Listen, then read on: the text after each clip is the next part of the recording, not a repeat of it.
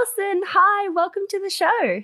Thanks for having me. I'm so excited to be here. I'm so excited to have you here too. I'd love to get started by getting you to introduce yourself and tell us a little bit about your brand and the ethos behind it. So my name is Allison McNamara, and I'm the founder of Mara, which is an algae-based clean skincare line. I launched it in 2018 with just one hero product, the Universal Face Oil, and every product that we create is centered around this proprietary wild collected algae blend. We spent 2 years clinically developing it, so it's clinically tested to plump, firm, smooth. We use two types of Alaria esculenta extract from Brittany, France and Ireland, and a microalgae. And so this is really like the secret sauce in all of our different products. And so I've grown the line from the one product to now include 6 full-size skincare products, lots of travels and minis, and some supplements, and more on the way. Oof, it sounds so good. I love anything algae related, like spirulina. I'm like, this sounds like health. Health and wellness. Health and wellness. It sounds like health. I know you started developing the brand quite some time before you launched in 2018. I think I read circa 2015. Where do you like to kind of start your entrepreneurial story with this brand? Well, honestly, I think my entrepreneurial story started when I was a television host, because even though I did work for brands, really when you are the product, when you're selling yourself as the product, you have to become an entrepreneur pretty early on. And I didn't always have a full-time job. I started out doing a lot of freelance work. So I think that was always kind of built in me in a way. But my journey started in 2015 for Mara when I thought of the idea on a trip. And, I didn't know if anything was going to come from it, but I planted all the right seeds and did all the right exercises. And then I'm so excited that it actually did come to fruition. Where were you and what gave you the idea? Like, what's the light bulb moment for you? I was on a trip to Istanbul, Turkey. We also went to Greece. And I've always been really obsessed with the Mediterranean. And so I thought of the idea Mara on the Sea of Marmara in Istanbul, Turkey. And Mara is also the last 4 letters of my last name. So I'm like, Mara, that's perfect. It's like my name, but also means sea in Gaelic. And it pays kind of homage to my Irish heritage. So I thought basically if I could get the name Mara trademarked, if it wasn't already in use, that would be a sign to kind of go forward with the business. And we were able to get it. So I took that as like my little sign. Not that you need one, but that was I kind of took that as my, omen to try and put more direction into this versus hosting. And then all of the color palettes are really inspired by my travels. I love just traveling, like Italy and Greece and my hometown of Palos Verdes, all really play into the aesthetics of Mara. Amazing. And so in that like kind of 3 years from when you have the idea in Istanbul to, when you're on the trip to Istanbul and, actually launching in 2018, what are the key kind of milestones that you like took to bring the brand to life and develop the products? There were so many small things. Rather. Yeah. The hero product. There were so many small steps that really kind of led to the launch, right? Like you don't realize you're doing these small steps and you don't realize that they're so important until you have some hindsight under your belt. But I think really just learning as much as I could. I went to so many different, I call them ingredient festivals, but I'm sure anyone in the beauty industry would like cringe if they heard that. I went to like I've never heard that. No, they're like Cosmoprof, all of those like Makeup LA, where you go and they're basically booths and there's everyone from manufacturers and ingredient raw materials to packaging. Yeah. So I call it the ingredient festivals, but I went to all of the ones that were in close proximity to me. So luckily being in Los Angeles, we have a lot of them. Cosmoprof is in Las Vegas and they have Makeup LA and there's a scientist convention here of ingredients in Long Beach. So I did all of that in the years leading up to the launch. I met with lots of different manufacturers and formulators. And I really found one who I thought specialized in what I was trying to create and also really understood the vision. So picking the right partner for your formulation, if you're not a scientist, is super important. And you also have to make the decisions if you want to own the formula or if you want to do more of like a white label manufacturer, where you go to a manufacturer and you create a product, but you don't necessarily own it. You don't know exactly what's going into it. You have the Inky list, but you don't know all the suppliers and the raw materials. So if you don't own it, just to cut in here for a second, if you don't own the formula, how does it work if you sell the business down the track? You basically have an agreement with these manufacturers, but they're not really permanent. So I've had friends who have had actually are going through issues where, their manufacturer took on a really big client and they no longer can have time or make the quantities for, the smaller brand. And since that manufacturer owns the formula, you basically have to backwards formulate, which is really hard. Oh my God, that's crazy. So, in that scenario, like, is it really, because I obviously don't come from the beauty world, so I'm just trying to understand here. If you go into like building a brand, but you don't necessarily know that you need to own the formula or not need to own the formula, is it made clear to you that you can buy the formula in the beginning? Or is it kind of like a gray area? It's only if you bring it up? Not really, because most people go straight to manufacturers to work on products, and most manufacturers don't sell their formulas because they'll use like a tried and true base formula and then add in your marketing components. I went to an independent formulator and had to like pay a ton for our formulas, and then I have to find a contract manufacturer to scale up the formula that we've created. So they're very separate. Got it. Okay, I understand now. Are you able to share like, ballpark what you spent to like develop those formulas versus what it would cost if you just went to like off the shelf product? Well, like white labeling a product? Yeah, so we got a bulk deal for our formulas. I created, I think, five of them in the first package. That was kind of what we bulked together, and it was over $100,000 just to make the formulas without having anything. So no actual product. That's just No, blanket cost. that's like a piece of paper with, how to make it and the raw materials. Okay, so R&D is expensive in the Yeah, beauty world. Got it. Okay. but I'm working on something with a manufacturer, and my R&D costs were between $500 and $2,000 for the one product. Right. So it can vary It's much drastically. less, much cheaper though. If you're thinking about it, five products cost you over 100,000. That's on average, what, 25,000 a formula. Um, yeah, it's a lot more than 500 to 2,000. So Got it. Okay. So in that early time, you've obviously formulated in those first few years, you've formulated the brand, you've invested that amount of capital. How much do you then need to invest to actually buy into product for your launch product and launch the brand? this is so different now than it was when I launched my brand. So I almost feel like I can't speak eloquently on it because I started ordering my components in 2016, 2017. And at the time, people were still really keen to work with indie brands. And I felt that the MOQs weren't quite as high, the minimum order quantities. So what I did is I actually purchased dead stock materials, which ended up being the kind of core colorway for my brand. I found these blue bottles that were just here in Los Angeles that some other beauty brand had purchased and no longer wanted. So they're called dead stock. That's so clever. It doesn't happen for everyone. I actually looked at several different houses that had dead stock or things that people had printed on that they rejected that I could easily just, remove the printing from. And so I found those. So I was able to buy very small quantities. They let me buy, I think, like 5,000 units or even 3,500 units for my first order, which is like unheard of. Usually an MOQ is minimum 10,000. If you're going for somewhere in China, 20,000 plus units. So I didn't have to invest as much capital into my components, even though they're very expensive components. It was definitely a way that I was able to save money, but I'm not sure, like with supply chain issues in 2022, I doubt there's dead stock anywhere. Everyone is just trying to like get stuff wherever they can. So it's a lot different now.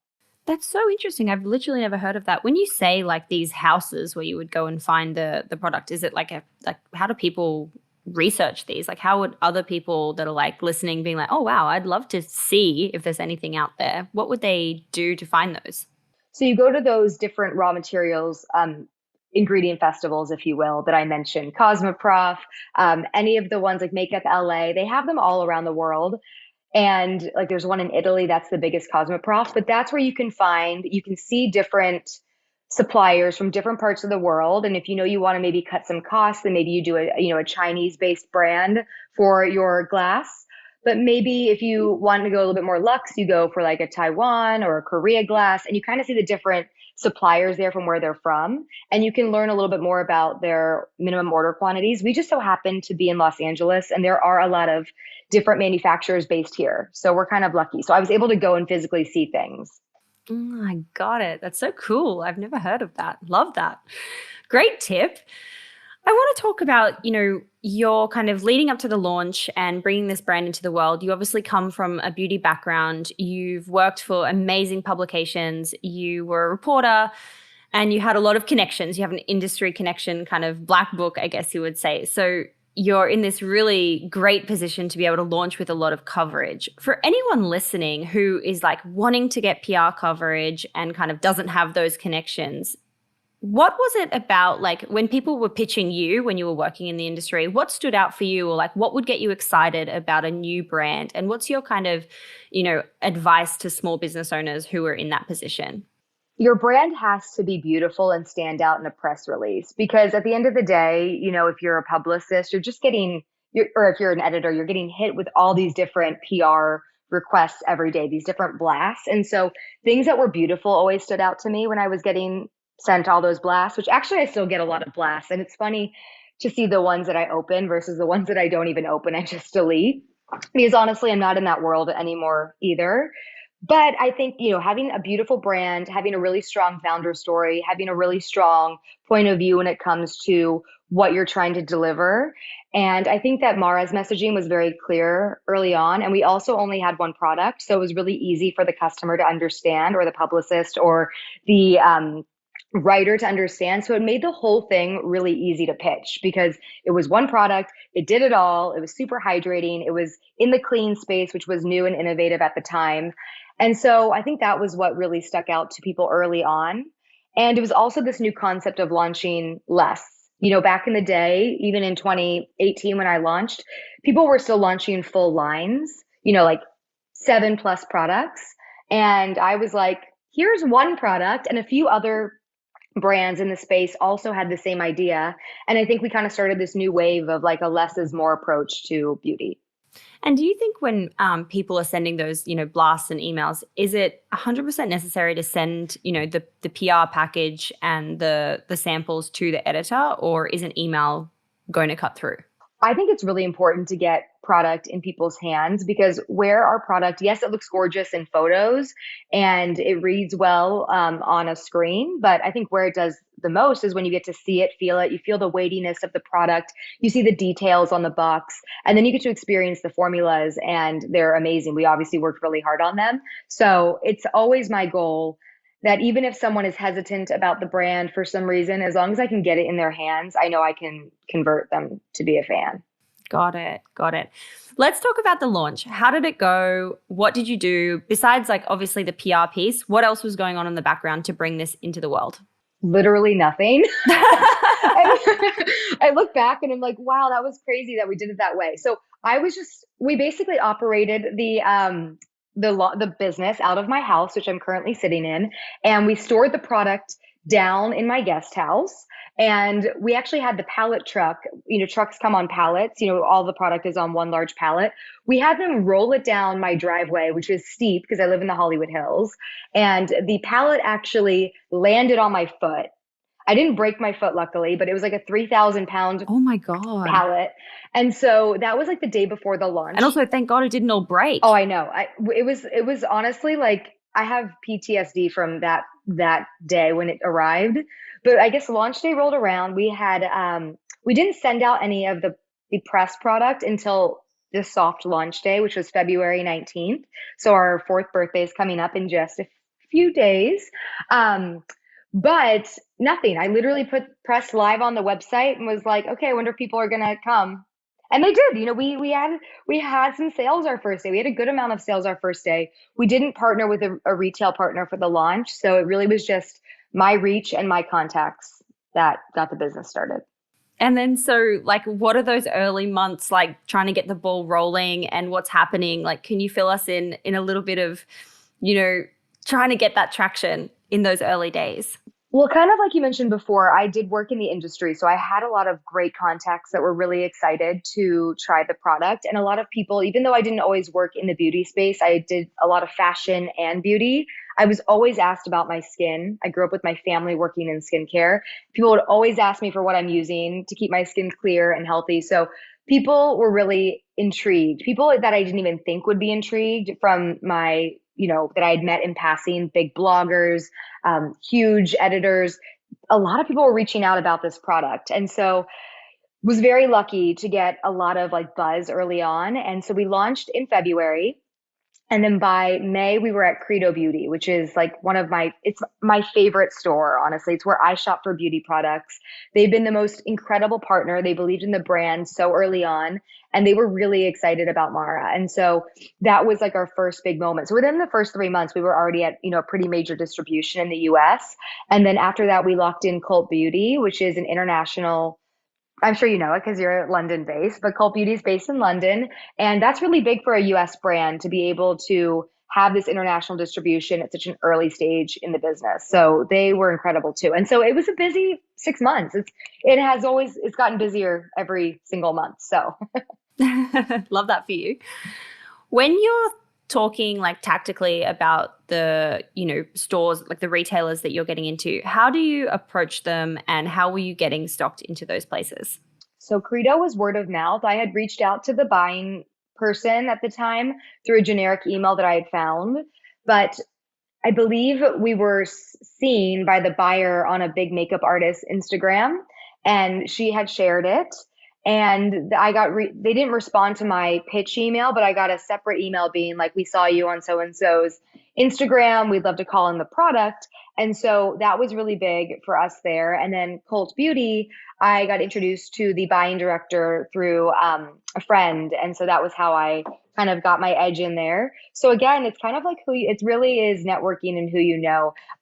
But I will say I have gotten into retailers through blind emails as well. Like Blue Mercury is one of them.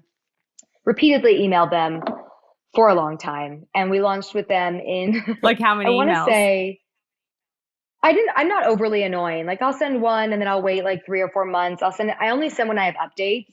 I'm not like sending things just to send things. But Blue Mercury, I probably emailed them for like about a year before we got into their store. So yeah, that's pretty substantial. That's a long hustle. I love that for you. When you look back, from those early months to now, what are the kind of key milestones that have moved you forward and propelled the business forward? Whether it's like a positive milestone or like a really big challenge that like made you pivot or whatever it might be, what are the kind of key moments since then? Yeah, that's a great question. I think the big ones were with supply chain issues that I had early on before COVID. Really making sure we had these amazing viral moments where the product would sell out. But when you only have one product, you don't have anything to sell if you sell out. So like you have to make sure you have something to sell. Whereas when you have more products now, like I do, it's a little less stressful if we sell out of one SKU because we probably have a smaller size or other things that people can still shop. So I think that having that one SKU early on taught me the importance of always being really on my supply chain and making sure I was doing the proper forecasting and the proper order volumes to make sure we're meeting up with demand. And that is hard when you sign on a new retailer and you kind of go through what the predictions will be. Sometimes you blow them out of the water and sometimes you don't. But if you do blow them out of the water, you want to make sure that you have at least a way to continue feeding that customer at this new retailer. So I think that was really big for me. And I went through some stuff in 2019, actually before COVID. So that I think really prepared me for this new phase of our lives where everything takes like a half of a year minimum to get in. It's true. And so that was big. And then I think the other things that have really propelled the brand are like the amazing celebrities, like true celebrities who have organically shared the brand. It's so cool when a huge public figure has the confidence to share like a small indie brand and is not only just pushing major brands that they're getting paid for, but also, or the brands that they, own or their friends own, but push a small indie brand. It changes our businesses. So that's been really cool for us. Well, please name drop. Who are we talking about and how did they get hold of the brand or how did they know about it? A lot. I'm so honored, honestly, to even have a list like this. But, Hailey Bieber was the most recent huge person. Shut the front door. I'm obsessed with Hailey Bieber. I love her. I know. I mean, like obsessed. I mean, totally obsessed. So she mentioned Mara's cleansing oil in a YouTube video last year. And we've honestly, it's still been viral since then. Like people, we're still getting press hits on this story just because Hailey Bieber is so trendy and Gen Z and dated, married to Justin. So like honestly, perfect skin too. I mean, perfect skin. Wow. That is so cool. Yeah, a more amazing spokesmodel. And for her, she actually bought the cleanser off of our website, which we did not realize because she used a different name than her last name, like I'm sure a lot of celebrities do. But she did purchase the cleanser, but she knew about the brand because my fiance has colored her hair in the past. So my fiance is a hair colorist. And so that's how she kind of was introduced to the brand, I think. But yes, the cleanser was purchased, which was very exciting. And then I guess some other people, I mean, Addison Rae has tagged us, Olivia Munn has tagged us, Chrissy Teigen, Rosie Huntington Whiteley. We've had some really amazing people share or mention the brand. So, oh my God, I love that for you. When you say like someone like, we'll just say Hailey Bieber because she's obviously like who we just spoke about. When she does the YouTube video, are you able to share like what the kind of impact is? Like how many units does a celebrity, I'm going to say that again, a celebrity like that actually like generate? We don't have exact numbers to share on this, honestly, because it is a lot of them are more of like a trickle effect. Yes, she mentions it in the YouTube video and she did link to the brand, but she didn't actually say the name in the video. So where we got the most substantial, I think, clickbacks to the site would be from the press that we received as the aftermath. Hailey Bieber shares her entire nighttime skincare routine and gets picked up by every major outlet. And that's where the attribution comes from, even though I know it's directly related to Hailey. So it is hard to kind of see. And sometimes those attributions take longer. Someone sees it once, they see it twice, and then a month later they buy the cleanser. But it's, we definitely sold out of the product within a few days when that happened. So it definitely moved volume for us and it still continues to do so. That is so cool. When you think about now, like, coming into 2022 and you're thinking about growth, what is working for you and what's your kind of like overall plan? So I know what's not working for us. How about that? Oh, yes. Please tell what's not working.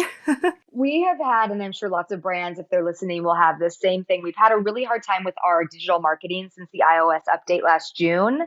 And when you are a small brand and those marketing dollars really mean something to you, you have to kind of go with what's working. So we ended up letting go of our digital marketing agency last month, and we are going to just kind of restructure how we do our digital marketing and media buys. It's so hard. I think actually investing in things like podcasts, like we're on, is probably an easier and better and more effective way to actually reach the kind of consumer that we want to reach versus sending these ads out into God knows who's seeing them or not seeing them. You mean like ads on podcasts? Yeah, I've been listening to a lot of great ads on podcasts. A lot of my friends are podcasters. So when I'm listening to them, I'll hear like brands. And I think that's so cool that they are doing that. So I think podcast ads, I think TikTok ads, I just think like stepping away from the traditional, like dump all your marketing buys into Instagram, Facebook, because they have not been performing, at least for us. And so that's something we're really focusing on this year is how to re-engage with our digital customer because we're a digitally native brand. And so we really want to make sure that we are having access to our person and being able to serve them the things that they want to see. So that is what's not working for us. And I guess what's working for us, I don't know, we're having a lot of fun with TikTok. We don't have a ton of followers, but we get some really great viral hits that we find just to be so fun and the whole team enjoys doing them. So that's something we're focusing on. And we've got some really exciting launches for this year. Products are at the core of Mara, great formulas, great products. So exciting launches. Anything you want to tease out there? Any upcoming in the few months? We are very secret about our launches. So we don't talk about them. They're embargoed until the day they come out. So we're one of those. I know. I'm excited for you though. That sounds so cool. What is the best and worst advice you've ever received in business? Oh, that's a tough one because there's so much bad advice that you receive. right? Um, I just think like it's not one particular thing. I just think it's listening to too many people's opinions, right? Everyone's going to have an opinion on how you should be doing things and what you should be doing or what you should be doing differently. Your retailers, if you're in the product based business, are also going to have a say in what you do and what they think you should do. And I think you should listen to all these different people, but also like keep your vision to the brand. And then I think the best piece of advice was from my dad that said, don't listen to all the advice you're getting. So they're kind of the same. Is that the advice that you like to pass on to other entrepreneurs, or do you have something else that you like to share? I share that pretty often. And also, I think it's important I think people kind of glamorize this idea of getting big investments from, a big amount of money from another, an investment banker or, a big growth partner, which is a huge accomplishment. Don't get me wrong, but I think there is power in being scrappy and self-funded because you do control the business. And so that's something I oscillate between. Mara has not taken any outside investment. Do you think you will take investment in the future? Obviously, given that, building a CPG brand requires so much working capital to kind of keep that growth going. I do think at some point we will take investment, but not sure when that will be. Got it. Cool. Thank you so much for sharing that advice. We wrap up every episode with 6 quick questions, some of which we might have touched on, some of which we might not have, but I ask them all the same. So question number 1 is, what's your why? Why are you doing what you're doing? I feel like it's so powerful when you feel good about your skin, at least for me. And so I love being able to give the gift of gorgeous skin to people, especially people that have had struggles with acne or breakouts or aging or texture or plumpness their whole lives. To see the transformations that people are seeing in their skin is truly like the best gift. And it's the why. Yeah, skin confidence is like it's a real thing. I'm going through like this treatment at the moment to kind of like, I don't know what the terminology is here because I'm so bad at this stuff, but it's kind of like to help my pigmentation damage from sun damage. And I was with the clinic yesterday and we did like a before and after photo just from when I came in to like the few weeks of like this skin stuff that I'm using at the moment. And I can already see a difference. And I was like, wow, like that makes me feel so good to see that progress, even though it's small. And she was like, yeah, you're going to have so much more progress as well. And it made me feel so confident just in that moment, that tiny little moment. I was like, wow, I feel really good about that. Oh, it's the best. And your skin looks amazing. So you'll have to tell me more about this treatment. Ooh, I will. We can do this offline. Question number 2 is, what's been your number 1, like top favorite marketing moment so far? Oh, I have 2. Is that okay? Yes, absolutely. So the first one I have to say is not like a skincare focused marketing moment, but it was just such a big accomplishment. And we were really one of the first brands to do it. Our Mara by Erewhon Skin Detox Tonic collab. So we did a collaboration with Erewhon, which is like a super trendy grocery store in Los Angeles. And we did a tonic bar takeover. So for 2 weeks last August, they used our supplement to make this really delicious drink that was free for members and a small price for non-members. And it was really just a fun marketing activation that with a brand that I love so much and respect so much. So it was really cool for us. That is so cool. I love that. Yeah. Yeah. We were really one of the first beauty brands to do that too, because we have supplements and skincare. And number 2, I'd have to say I really loved our Volcanic Sea Clay Detox Mask launch. It was like height of the pandemic and vaccines had just started rolling out. And I just loved our cozy, cute box that we did. We did this beautiful like sweatshirt that people loved. And we did a custom base coat nail polish color that matched the color of the product. And then we did these Mara hair claws that we still sell because they're so popular. I love how like when you're describing these marketing moments, like you're creating these different kind of moments. It's not just like, oh, here's the product, like buy the product. It's like, hey, come and experience us in this new way, in this cool trendy spot, or like, hey, let's also like add layers to like this experience when you receive it in the mail. I think that's so clever and something that everyone listening should definitely think about.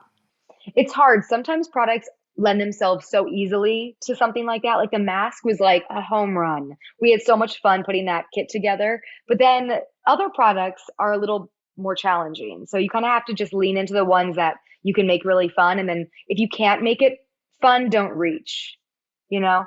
Yeah. Yeah, don't make it a stretch. Make it feel easy for people to get it and understand it. Yeah, love that.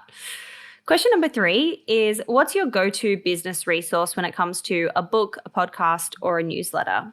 Mm, this is a good one. I listen to so many things. I love just any sort of self-help improvement book. So I'm always listening to something on audiobooks. I love what's that? Oh my gosh, of course I can't think of his name at the moment. I always talk about his book too. Ben, God, I have long COVID brain. I'm with you, don't worry. I'll tell you about that one later. But I also love listening to the Goop podcast. I really love that podcast. I think it's covers like really interesting topics that are not just business related, but a lot of like mental health and just physical health related. So I listen to Gwyneth Paltrow's Goop a lot, and I'm a big fan of her just in general. I love Goop Kitchen and her website. I listen to The Daily every day, which is just like a general, news podcast. But I think being informed with what's going on in the world is important for running a business. And that's basically it. I do a lot of audiobooks. I'm always listening to something. I love his voice and like the way that he says, like, I'm not going to try and say it because I feel like I'm going to butcher it, but I love his voice. Michael Barbaro from The Daily. Like how he says like, oh, love. Barbaro. Like, I don't know how he says it, but like in that way. Oh, Michael. I love it. It's so good. Question number 4, and I feel like you're going to have some really good answers for this one. How do you win the day? What are your kind of like AM or PM rituals and habits that keep you feeling happy and motivated and productive? I wish I could say I was like that girl and had like a full morning routine, but mine's like much more simplified. So I'll wake up usually between 7:30. I'm not a super early riser. And some days I do Pilates first thing in the morning. Other days I kind of just go straight into my routine. I love my gratitude journal. So it's pretty short, takes me like a few minutes. I always do that, do my skincare. I've been doing some stretches lately because I feel like I've got a lot of tightness as I'm getting older. So I do about like 5-10 minutes of stretching, walk my dog, make my coffee, and then I jump into work pretty fast. So I wish I had a little bit more time, but there's a lot to do. And then at night, I just really do my skincare and watch Real Housewives because balance. Balance is key. Love that for you. Question number 5 is, what's been the worst money that you've ever spent in the business? Like a money mistake. Yeah. So when I first bought those deadstock bottles I mentioned earlier, the person who sold them to me told me that I had to get them engraved in order to get the writing on it by someone who did wine bottles because they had already been sealed. And I didn't know anything about what I was doing. So I listened to him. I paid all this money to have them freighted up to San Francisco. And they get there and the guy was like, yeah, we can do this, but they're not going to be shiny gold. It'll be like a flat gold, which is not what I wanted. So I had to ship them all the way back down here. I got these labels printed and the labels weren't correct. So I went through like 3 revisions of the front of the bottle for the universal face oil without actually wasting any of the bottles. Just I wasted a lot of time and a lot of money. So, and the reason for this is because I didn't order the components from, a manufacturer. And they didn't come custom for me. They were sitting here. So that's definitely one of the challenges. And it probably would have evened out, honestly, cost wise, if I would have just ordered them originally from where, Korea, where they come from. But of course the quantities would have been different. So totally. How much was it that you kind of like lost in that saga ish? I think around $10,000 of some sort. It was a lot of, it's still a lot. Yeah, it was, just stings. Like, yeah, it was sucked. I was like, oh my God, what am I doing? But hate that for you. Question number 6, last question. It's a kind of a blend on from this. I might have to mix these up in the future, but anyway, for now we'll go with it. What's been a major fail in the business that you can share and how did you deal with it? I wouldn't say it's a major fail because honestly, I think every kind of downturn points you up again, right? Because that's how cycle goes. But one crazy story that was wild was when we were getting ready to launch our retinol oil, which was our second product that we launched. The bottles left from Korea and the largest storm like in our generation has hit the coast of Korea and they couldn't find the boats which is really scary for the people on it. They couldn't find the boat for 2 weeks. And they were like, yeah, well, we think it may have like sunk. We're not sure. And a lot of manufacturers are DDP, but we didn't have DDP, which means delivered at place. They're responsible until it gets here, but we didn't have DDP pricing. So basically, like they were kind of saying, like, well, they're gone. So you have to buy them again. But luckily for the people on board and for our bottles, they arrived safely, just like a month and a half late. Jesus. Whoa. Yeah, it was really traumatizing. Yeah, gosh, that is wild stuff. Wild stuff. Question on that. What happens, like, do you have to have insurance? Like, what happens if they actually, went missing, like, properly? Yeah, at the time, I don't know if I definitely had business insurance. Like I had liability insurance and all of the things that you need to operate a proper business. I had that at the time, but I don't know how it works with things that you've ordered that you haven't received. I mean, knock on wood, it hasn't happened since then, and we never got to that phase. But yeah, I should look into that. I'm sure insurance would kick in some capacity, but I'm not sure how much, and they would probably argue over who was liable for it. Gosh, that's a crazy story. I'm actually going to change that question to be like, what's a crazy story in the business? That's it going to be moving forward to everyone listening. Love that for me. Allison, thank you so much for taking the time to join me and share your story with Mara. I've loved hearing all the things. Thank you so much. Thank you for having me. This has been so fun.